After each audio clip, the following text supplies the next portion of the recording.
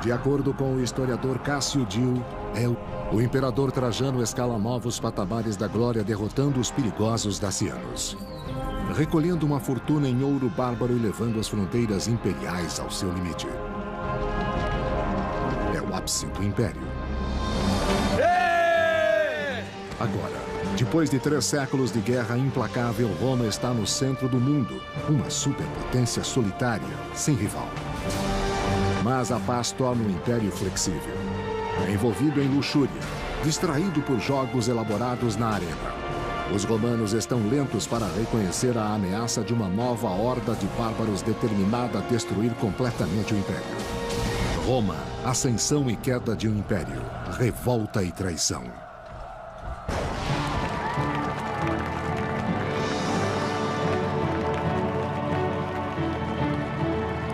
Nos 200 anos seguintes à morte de Júlio César, o império floresce. A paz e a prosperidade conduzem os anos de ouro e prata de Roma. Mas pode ser uma coisa boa demais. A paz tinha, é claro, seguido Roma para concentrar suas energias econômicas afastadas dos assuntos militares.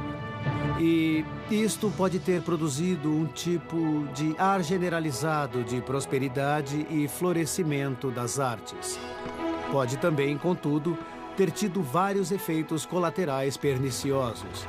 As pessoas, conforme se acostumavam a não lutar, encontravam-se subsequentemente relutantes a lutar.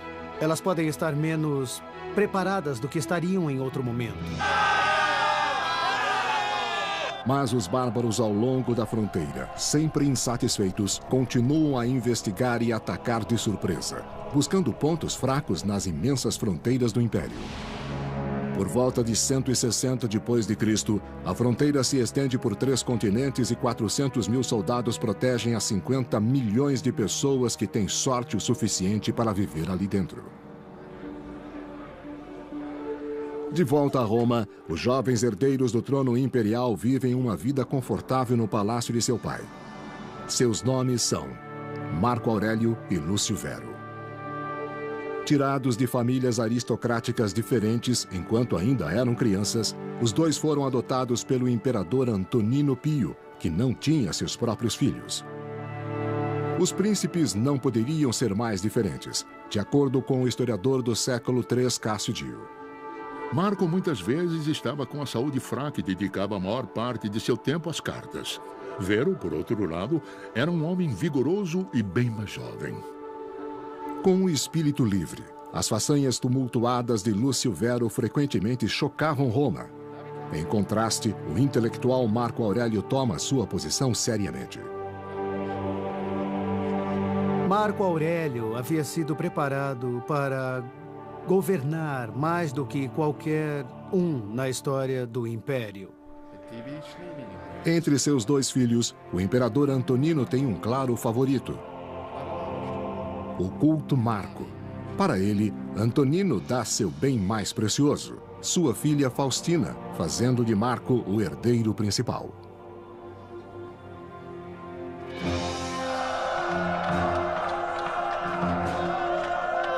Em 161, quando o imperador Antonino morre, Marco e Lúcio Vero assumem o trono, apoiados e aprovados pelo exército pessoal do imperador, a Guarda Pretoriana. Teria sido fácil para os pretorianos aceitarem esses 2 jovens como seus imperadores. De todas as tropas do Império, os pretorianos eram os conhecidos, porque estavam posicionados em Roma e eles, portanto, estariam guardando o palácio e poderiam fazer interações com esses 2 príncipes por muitos anos. Eles sedimentaram seus laços com os pretorianos com um generoso suborno, um bônus igual a muitos anos de salário de um guarda regular. Marco e Lúcio Vero irão precisar de lealdade do exército romano, pois a guerra aparece grande no horizonte.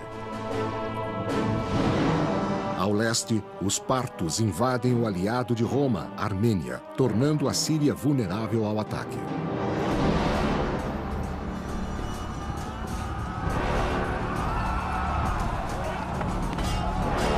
O historiador clássico Cássio Dio escreveu que o general Parto cercou os romanos por todos os lados, atacando-os e destruindo toda a sua força, líderes e tudo mais. A luta é selvagem e as forças de Roma não podem suportar o ataque dos partos.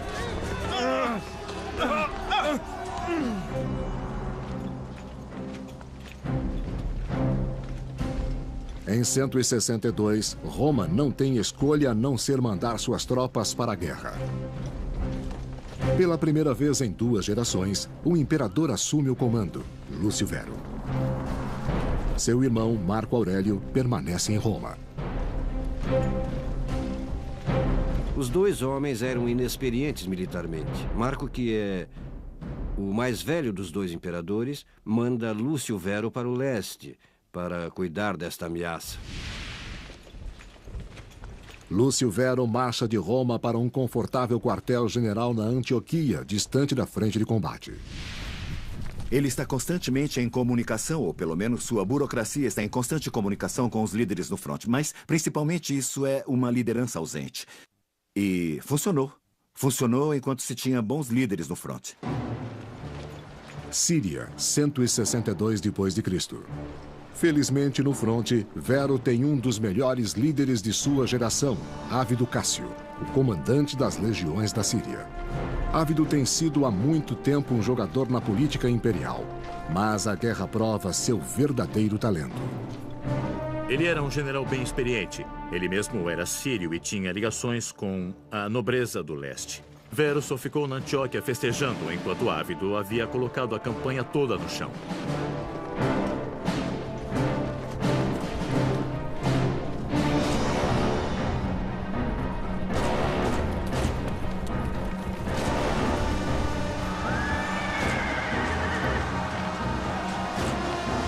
Ávido dirige uma série de vitórias que colocam os romanos no centro da região dos Partos, cara a cara com seu inimigo. A verdadeira matança que os soldados romanos fizeram aconteceu distante. Aquilo assustou a todos.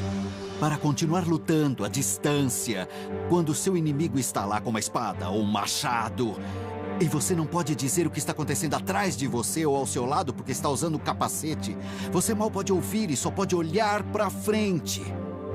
Isso requer coragem e dedicação e superação do seu medo a um grau esmagador e fantástico. Pelos próximos 3 anos, Ávido e suas tropas fazem uma limpeza brutal através da Pártia. Em 165 d.C., eles alcançam a capital Ctesifon, que se encontra próxima da moderna Bagdá. Os romanos cruelmente devastam a antiga cidade. O historiador clássico Cassiodio escreveu: Quando o rei Parto foi abandonado por seus aliados, Ávido o perseguiu até Ctesifon e destruiu completamente seu palácio. O saque foge do controle. Enquanto saqueiam os templos dos deuses locais, os soldados roubam vasos sagrados e outros tesouros. É uma abominação violar templos. A punição divina para o crime chega rápida e furiosa. Os soldados contraem uma doença mortal de suas vítimas partas, possivelmente peste bubônica. Os romanos saem de Ctesifon envolvidos no sucesso e involuntariamente carregando o contágio. Tendo conquistado Pártia e segurado o Império do Leste, Ávido e o imperador Lúcio Vero voltam para a Itália. Roma, Itália, 166 d.C. A cidade honra a gloriosa vitória com uma magnífica parada, festas públicas e jogos que colocam os gladiadores contra os prisioneiros. Tudo parte de uma extraordinária exibição conhecida como Triunfo. Milhares de pessoas poderiam estar vindo para assistir. Elas estariam tremulando bandeiras, jogando coisas e aplaudindo conforme o exército passava. Mas por trás disso, poderia ser apenas uma demonstração massiva do saque dos presos e de uma grande quantidade de capturas. Então era realmente um evento público enorme. Os meses de processo custam uma pequena fortuna. O triunfo é uma experiência única na vida. Lúcio Vero comemora com a sua nova noiva, Lucila, a filha de seu irmão e co-imperador Marco. Quando Marco Aurélio e Lúcio Vero festejavam esse triunfo nos anos 160, toda uma geração havia nascido e atingido a meia-idade e nunca havia visto um triunfo. Assim, esse foi um evento gigantesco. Deve ter sido um evento muito importante. Mas o imperador Marco é incapaz de apreciar as festividades. Ele sabe que a campanha no leste consumiu tremendamente o exército de Roma.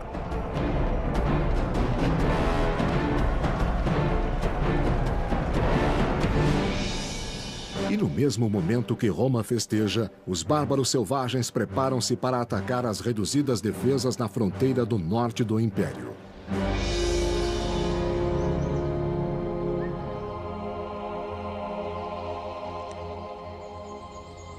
Ao longo da fronteira do norte, os legionários deixados para guardar as fortificações são realmente poucos. Muito poucas tropas voltaram da guerra no leste. Os guardas são um alvo fácil para os homens das tribos bárbaras, que se arrastam nas densas florestas para atacar os romanos.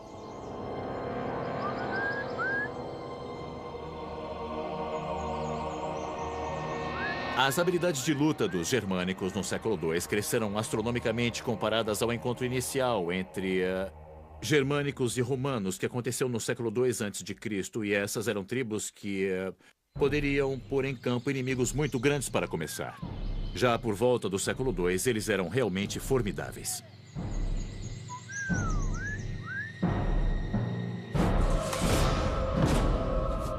Fora das fronteiras do Império, os soldados estão matando sem piedade.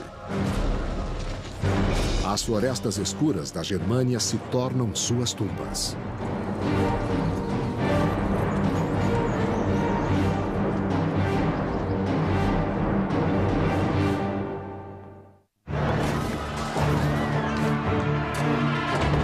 Enquanto os irmãos Marco e Lúcio Vero dividem o título de imperador, o general deles, Ávido Cássio, conquista uma grande parte do Império Parto, mas a um preço terrível.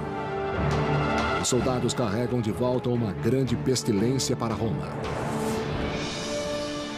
Roma e Itália, 166 d.C. A guerra parta do irmão adotivo de Marco, Lúcio Vero, parece ser a responsável por trazer de volta algum tipo de praga para a bacia do Mediterrâneo que conduz simplesmente a uma devastação incalculável da população do Império.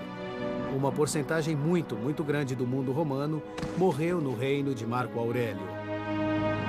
Estima-se que varie de 10% a 25%. E isso teria sido muito pior em centros com a população maior, porque as pessoas eram empilhadas umas por cima das outras.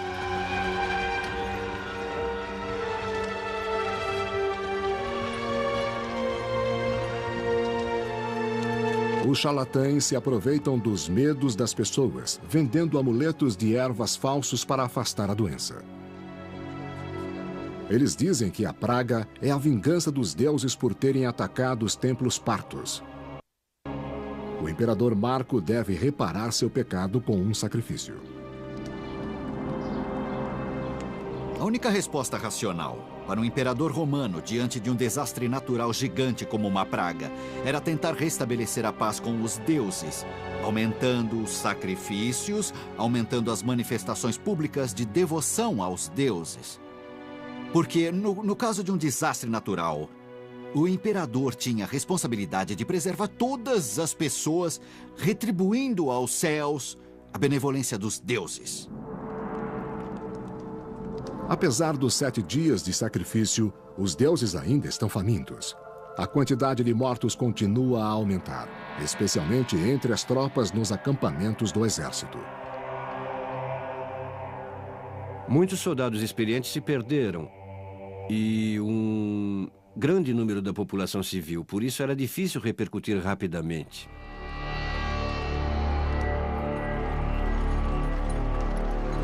Ferido e doente, o Império está fraco. É o ataque do inimigo para matar. Em 167, 6.000 bárbaros germânicos cruzam o rio Danúbio e irrompem na província romana de Panônia. As províncias desprotegidas são devastadas à vontade. pilhando vilas e levando centenas de reféns. Alguns bárbaros até mesmo exigiram a terra. Nós não sabemos se eles só estavam atacando ou se queriam migrar. Muitas tribos viam as vantagens da civilização romana e queriam ter uma parte dessa ação. Então os ataques se tornaram frequentes. E é difícil para Marco mobilizar as tropas para mantê-los afastados. Por muitos dias agonizantes, os bárbaros atacaram a indefesa Panônia. As legiões romanas estão distantes demais, espalhadas pela vasta fronteira. Quando os legionários finalmente chegaram, a crueldade dos germânicos quase os esmagou. Eu suspeito que muitos deles haviam feito uma imitação do estilo, ou mesmo tomado o equipamento romano. E então acho que o exército germânico da época de Marco Aurélio teria apresentado uma aparência falsa formidável. Conforme a primeira onda hesitou, mais tropas romanas chegaram de outros pontos da fronteira. Sua tempestiva cavalaria atacou juntamente com as forças da nova infantaria os bárbaros para se retirar.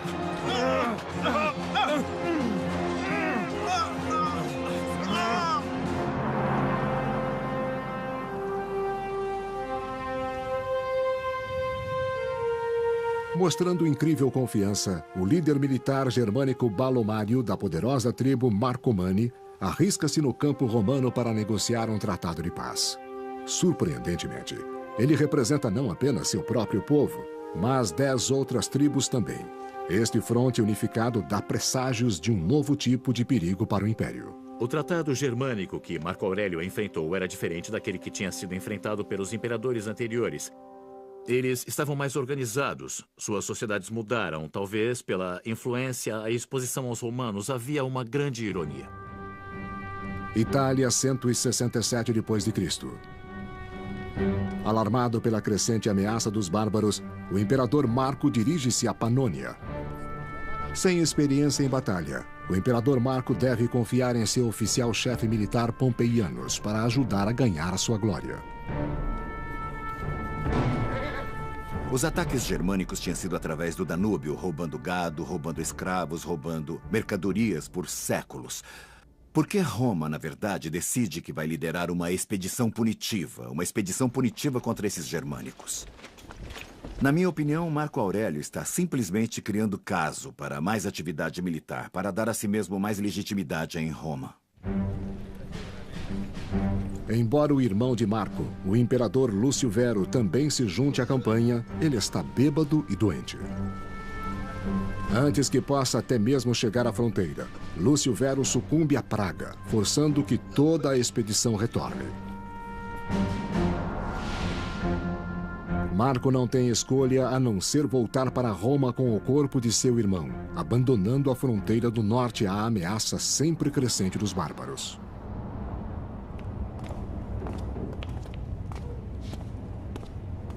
Ele retorna para a corte enfrentando sua própria crise. As muitas guerras do Império esgotaram o tesouro real. Não restou nada para financiar uma nova expedição contra os germânicos. Muitos oficiais eram ricos o bastante para que, se faltasse um pagamento, não faria muita diferença. Mas um soldado que estava basicamente vivendo com o essencial e completando essa existência, reunindo prêmios da conquista, essas coisas começaram a importar. Não podendo pagar seus soldados, Marco recorre a medidas extremas, de acordo com a história augusta. Marco realizou uma venda pública de sua própria mobília imperial. Ele vendeu taças de ouro e cristal e até mesmo as togas de seda de sua esposa, bordadas em ouro. É como se a família real na Inglaterra ficasse sem dinheiro e tivesse que penhorar as joias da coroa ou algo assim para conseguir levantar dinheiro. Eu chamo isso de esquema de relações públicas, porque você não poderia levantar dinheiro suficiente para administrar uma guerra vendendo seu segundo ou terceiro aparelho de jantar, que é mais ou menos o que o imperador fez. Mas ele fez uma tentativa de mostrar que até mesmo o imperador ia fazer um sacrifício pessoal em favor do bem comum. O tipo de sacrifício que os americanos uma vez fizeram comprando obrigações na Segunda Guerra.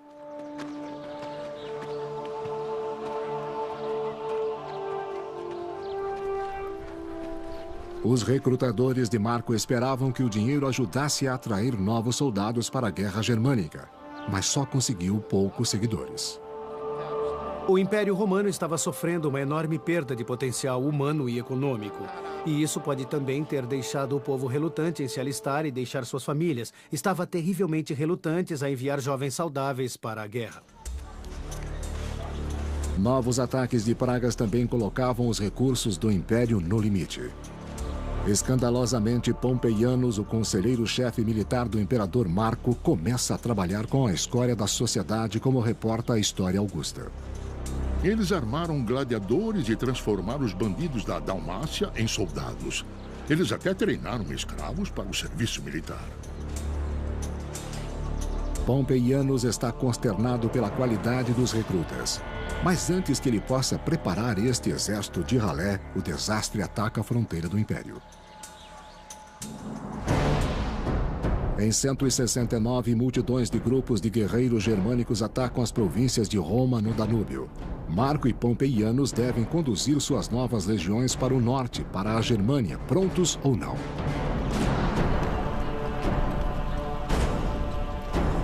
Lutando no território dos bárbaros, o inexperiente exército romano está claramente superior. Quando os germânicos foram capazes de atrair os romanos para atravessar o Danúbio e lutar no terreno de floresta, onde os soldados romanos não eram capazes de desenvolver suas linhas militares, não eram capazes de usar suas artilharias de forma eficaz, os germânicos tinham vantagem e eles muitas vezes venceram.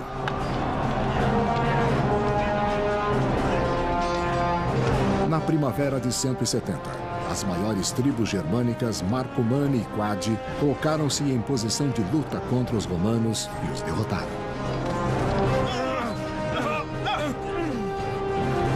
Marco Aurélio é com certeza especial, mas isso significa que ele é um bom líder? Com que eficiência ele pode liderar as tropas em batalha? O fato é que os registros que temos de Marco Aurélio não são bons. A primeira grande batalha de Marco resulta no massacre de 20.000 romanos. É a pior derrota romana em um século. O imperador Marco Aurélio lidera seu primeiro exército para a batalha contra os germânicos. E falha completamente. Então o desastre vem atrás dele. Enquanto Marco se atolava no Danúbio, outros germânicos eram empurrados para dentro da Itália. Em 170 d.C., eles se apoderam da rica cidade portuária de Aquileia, próxima da moderna Veneza, e a devastaram completamente. É a primeira vez em 3 séculos que os bárbaros atacam o interior italiano.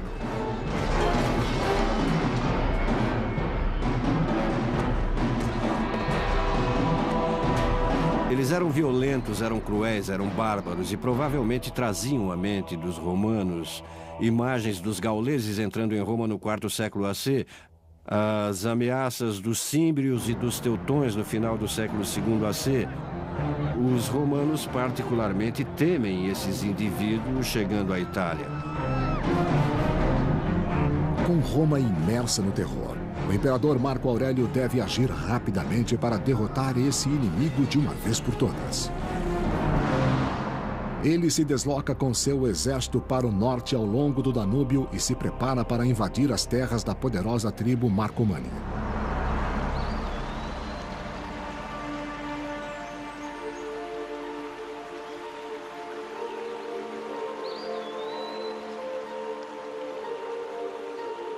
As verdes florestas frias do norte são desconhecidas do imperador romano. Sozinho e distante do único lar que já conheceu, Marco se ajusta pobremente à vida irregular de um oficial de exército. A sua saúde declina.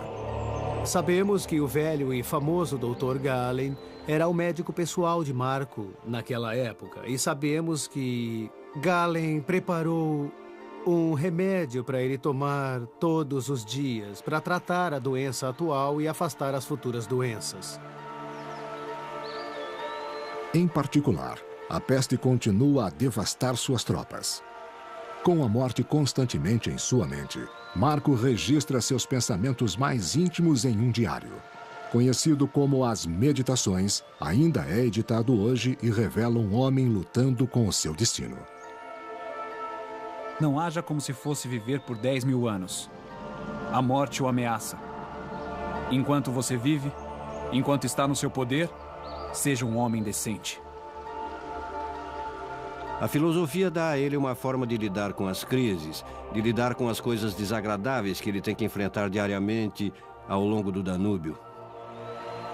A solidão das profundezas das florestas germânicas é um grito distante do caos e matança que Marco irá encontrar no campo de batalha. Ele lança uma série de ataques militares nas terras da maioria das tribos perigosas, os Sarmatianos, os Quadi e os Marcomanni.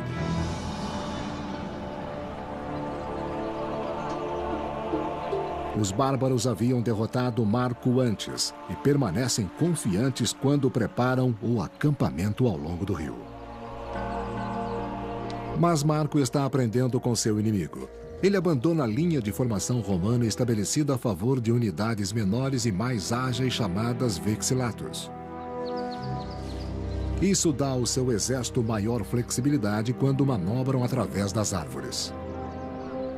Era uma guerra nova, era uma guerra diferente. E era uma guerra que era muito diferente para alguns desses veteranos que apenas lutaram contra os partos, em linhas muito simples e usando táticas convencionais no Oriente Médio. Essa era uma guerra onde emboscadas serão normais. Quando os bárbaros finalmente suspeitam, os romanos atacam.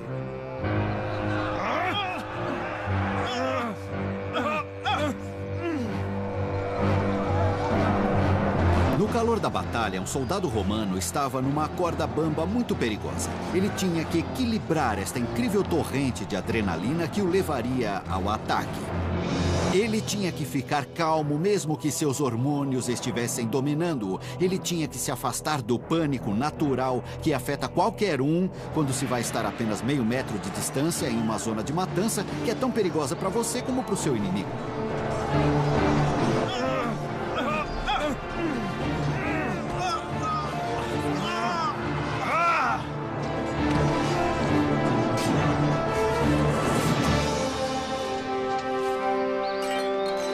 Pelo menos, o imperador aflito e em experiência pode exigir uma vitória em solo germânico. Os romanos fundamentaram seus triunfos construindo uma linha de tropas no território Marcomanni e Quadi. A anexação da Germânia começa a sério. Germânia, 172 d.C. Mas os germanos respondem agressivamente contra as fortificações. Como vespas cujos ninhos foram violados, os bárbaros invadem os quartéis generais imperiais em ataques coordenados. Os germânicos que saíram da floresta contra Marco Aurélio não eram selvagens uivantes vestidos com peles de urso, com escudos de madeira e grandes machados, como vemos em Hollywood. Estavam lidando com os romanos há 2 séculos, já tinham aprendido as técnicas deles, tinham observado os equipamentos deles. Então, já sabiam como os romanos lutavam.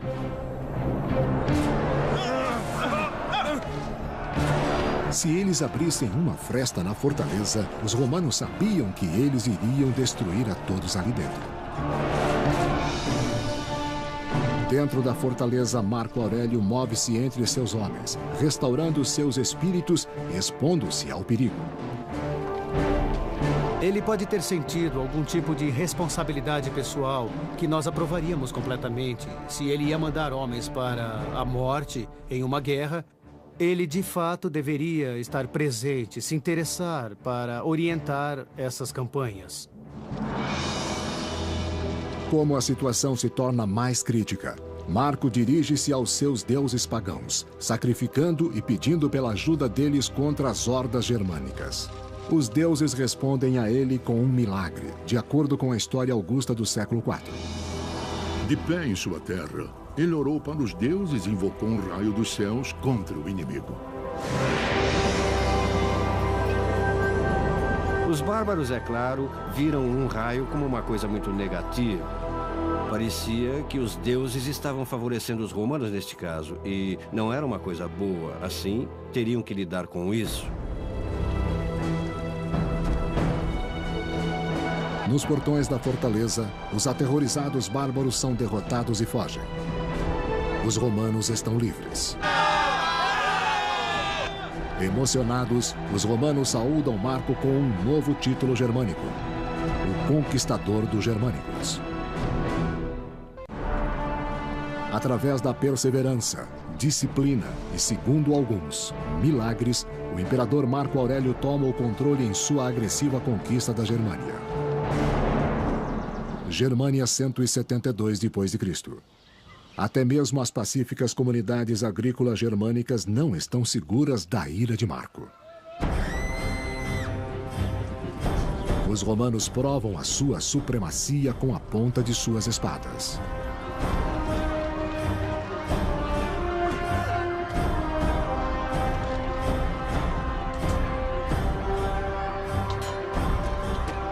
Muitas dessas guerras contra os germânicos eram uma espécie de genocídio. Os romanos atacando as vilas, destruindo todos, pegando mulheres e crianças, colocando em escravidão. Podia-se ver soldados trazendo cabeças dos inimigos derrotados para pegar recompensas. Os romanos registraram o conflito em um grande monumento, que comemora as campanhas germânicas de Marco. Ela é conhecida como a Coluna Aureliana. A coluna de Marco Aurélio está dizendo: este é um negócio agressivo, desagradável, que seu imperador está fazendo para a sua segurança. E este é o preço disso, e não era nada agradável. Nas terras tribais germânicas, Marco estabelece duas novas províncias romanas, Marcomania e Sarmátia. Mas quando eles parecem estar se estabilizando, notícias perturbadoras chegam de um local inesperado: o Egito.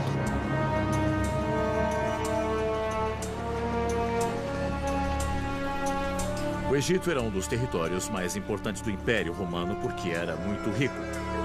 Então, havia algum tipo de temor de que, se alguém controlasse o Egito, pudesse ameaçar todo o Império.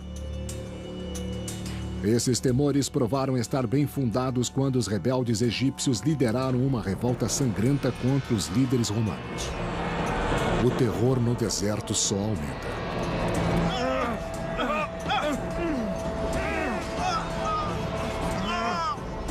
Com certeza foi uma coisa preocupante. Você tem que responder a isso prontamente. O Egito era um enorme fornecedor de grãos para Roma. Assim, quem controlasse o Egito controlaria o suprimento de comida para a plebe e a população na cidade de Roma. E também, obviamente, haveria uma pressão para que o imperador fizesse alguma coisa sobre isso. Em 174, Marco envia ordens para a Síria, onde ele tem 3 legiões estacionadas. Ele as direciona para Alexandria, Egito. Encabeçando o exército de punição está um dos mais antigos e mais confiáveis amigos de Marco, Ávido Cássio. Marco Aurélio designou um famoso e bem-sucedido general sob seu comando, Ávido Cássio, para fazer um comando extensivo na metade oriental do Império. Superordenado para os governadores.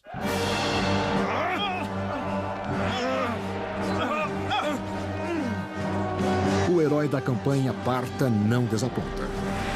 Ávido afronta a rebelião rapidamente, protegendo o território egípcio e sua riqueza para o Império.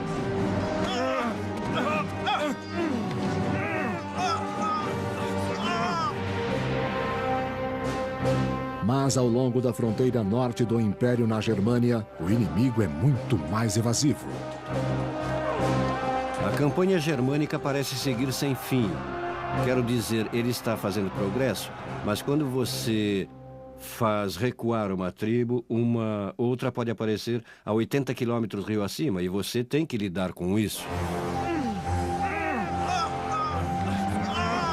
Por 7 anos, Marco combateu os bárbaros nas densas florestas do norte para o infeliz declínio de sua própria saúde.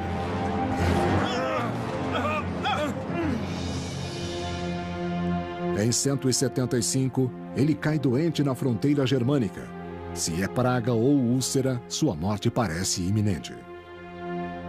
Sua enfermeira e esposa, a imperatriz Faustina, ficou ao seu lado por 20 anos. Agora ela se preocupa pelo seu próprio futuro. Se você é uma imperatriz ou uma princesa, é muito claro o que acontece se o homem a quem você está ligada morre ou perde seu prestígio ou é usurpado. Então, sua expectativa de vida pode ser calculada em minutos, junto com a de toda a sua família. Você quer ter certeza que seu marido esteja indo bem e com saúde e seja apoiado. E ele não está. Então, você precisa estar pensando nas contingências. A dor sufoca Faustina. Quem irá protegê-la se ele morrer? Ela oferece sua mão e o império a um outro nobre, Ávido Cássio, o popular comandante dos exércitos no Egito. Ansiando ganhar a glória que ele sabe merecer, Ávido abraça a chance de se tornar imperador. A história augusta. Enquanto Marco ainda respirava, Ávido Cássio espalhou boatos falsos de sua morte. De fato, ele disse ao seu exército que o Senado já havia decretado Marco um deus. Então, ele declarou-se imperador. Ávido também pode ter sentido que era para o benefício do povo. Marco Aurélio era considerado como um bom imperador. Mas ele não era um imperador forte em muitas formas, não necessariamente tão bom em uma arena militar.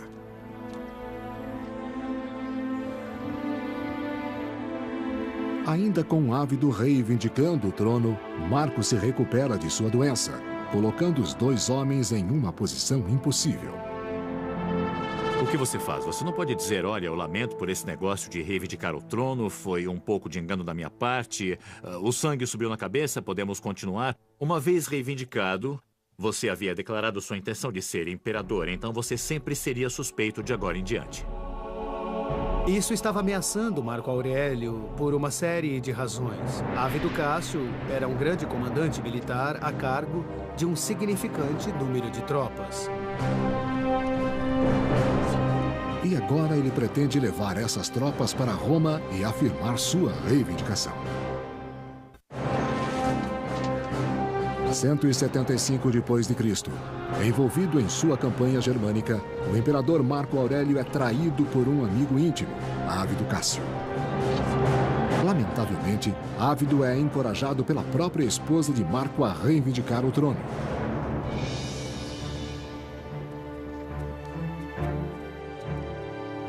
Marco deve destruir a revolta de Ávido Cássio e lidar com a traição de sua esposa. Mas sabendo que ele pode morrer na batalha que está por vir, ele proclama seu próprio filho, Cômodo, como seu herdeiro.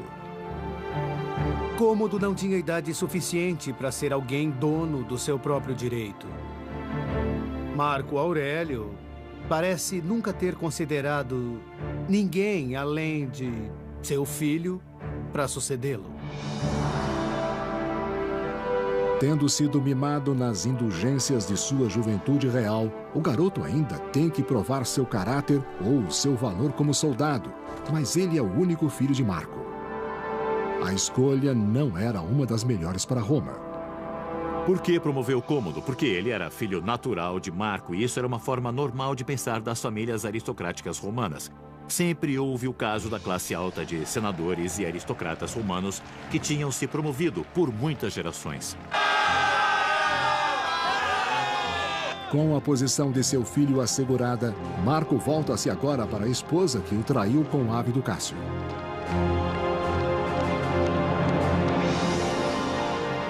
Espantosamente, ele a perdoa.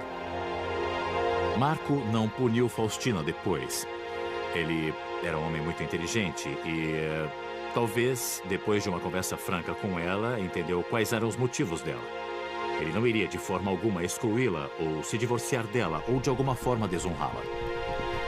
Conforme suas tropas se preparavam para marchar contra os exércitos de Ávido Cássio, um mensageiro, enviado pelos soldados de Ávido, se aproxima. Eles tinham expulsado o usurpador para evitar a vingança do verdadeiro imperador. Eles sabem o preço da traição.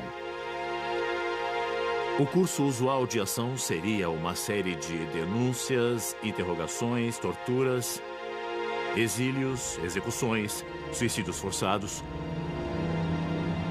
O mensageiro traz um presente. a cabeça de Ávido Cássio, um dia seu grande amigo. O historiador Cássio Dio escreveu: Marco estava sofrendo tanto pela morte de Ávido que não pôde nem sequer olhar para a cabeça cortada de seu inimigo.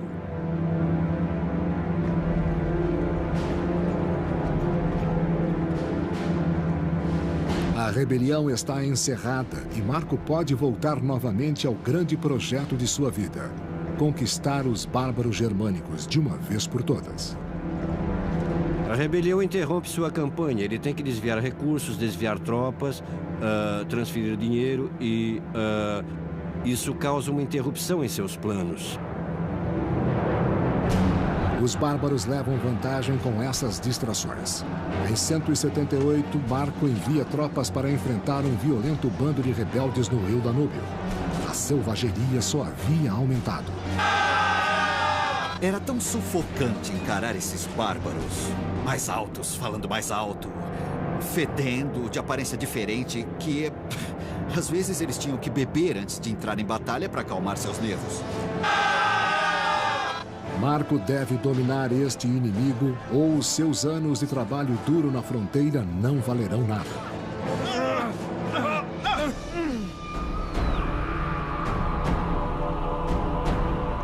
A idade isola Marco dos líderes rebeldes e eles foram brutalmente assassinados. Ele acredita que apenas mais uma estação da campanha fará com que o conflito tenha um fim. As guerras germânicas de Marco Aurélio poderiam ter sido extraordinariamente longas e demoradas. Mas não estava claro, era óbvio para Marco ou para qualquer um que elas seriam assim desde o começo. Agora, com quase 60 anos, Marco espera que seu filho e herdeiro, Cômodo, continue sua batalha contra os germânicos, uma luta que levou os melhores anos de sua vida. Marco Aurélio havia treinado Cômodo, levando-o com ele em suas campanhas. Mas ele era jovem demais. Eu não acho que Marco Aurélio percebeu que tipo de imperador Cômodo teria se tornado. Mas em seu papel como co-imperador, o garoto se tornou preguiçoso, sem nenhum interesse em vitórias difíceis de ganhar, diferente do modo de ser de Marco. Panônia, 180 d.C. Ele ainda estava do lado de seu pai quando o imperador Marco Aurélio finalmente sucumbe, provavelmente à mesma praga destruidora que afirmaram ter matado seu irmão.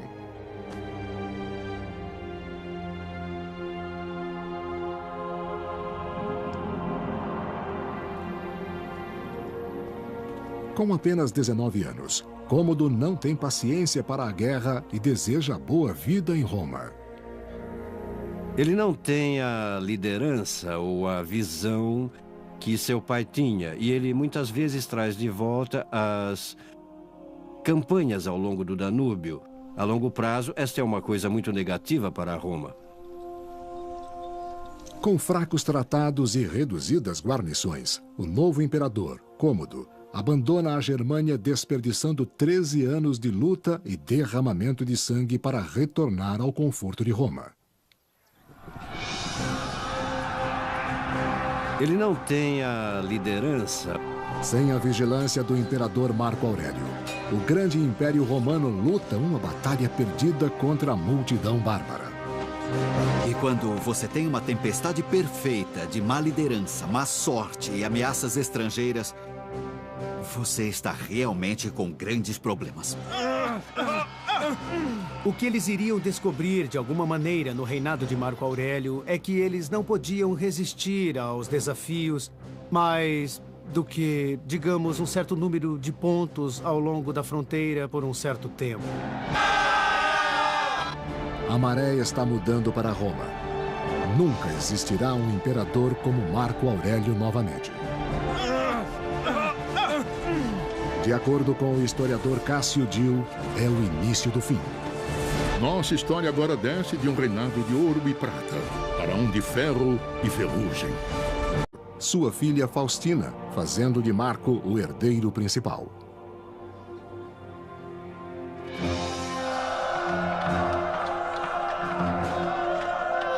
Em Em 161, quando o imperador Antonino morre, Marco e Lúcio Vero assumem o trono, apoiados e aprovados pelo exército pessoal do imperador, a Guarda Pretoriana. Teria sido fácil para os pretorianos aceitarem esses dois jovens como seus imperadores. De todas as tropas do Império, os pretorianos eram os conhecidos, porque estavam posicionados em Roma e eles, portanto, estariam guardando o palácio e poderiam fazer interações com esses dois príncipes por muitos anos. Eles sedimentaram seus laços com os pretorianos com um generoso suborno. Um bônus igual a muitos anos de salário de um... Preparadas do que estariam em outro momento.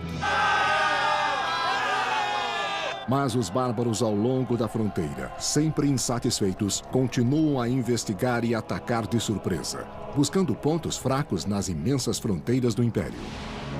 Por volta de 160 d.C., a fronteira se estende por 3 continentes e 400 mil soldados protegem as 50 milhões de pessoas que têm sorte o suficiente para viver ali dentro. De volta a Roma, os jovens herdeiros do trono imperial vivem uma vida confortável no palácio de seu pai.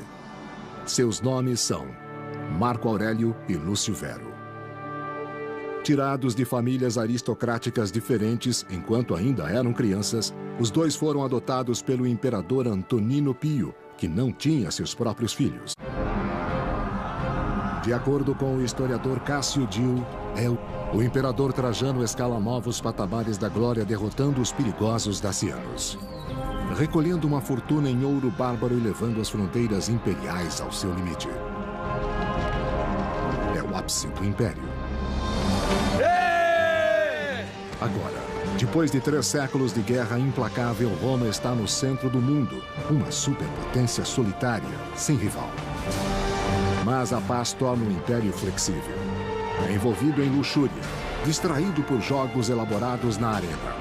Os romanos estão lentos para reconhecer a ameaça de uma nova horda de bárbaros determinada a destruir completamente o império. Roma, ascensão e queda de um império, revolta e traição. Os príncipes não poderiam ser mais diferentes, de acordo com o historiador do século III, Cássio Dio. Marco muitas vezes estava com a saúde fraca e dedicava a maior parte de seu tempo às cartas. Vero, por outro lado, era um homem vigoroso e bem mais jovem. Com o espírito livre, as façanhas tumultuadas de Lúcio Vero frequentemente chocavam Roma. Em contraste, o intelectual Marco Aurélio toma sua posição seriamente. Marco Aurélio havia sido preparado para governar mais do que qualquer um na história do Império. Entre seus 2 filhos, o imperador Antonino tem um claro favorito: o culto Marco. Para ele, Antonino dá seu bem mais precioso.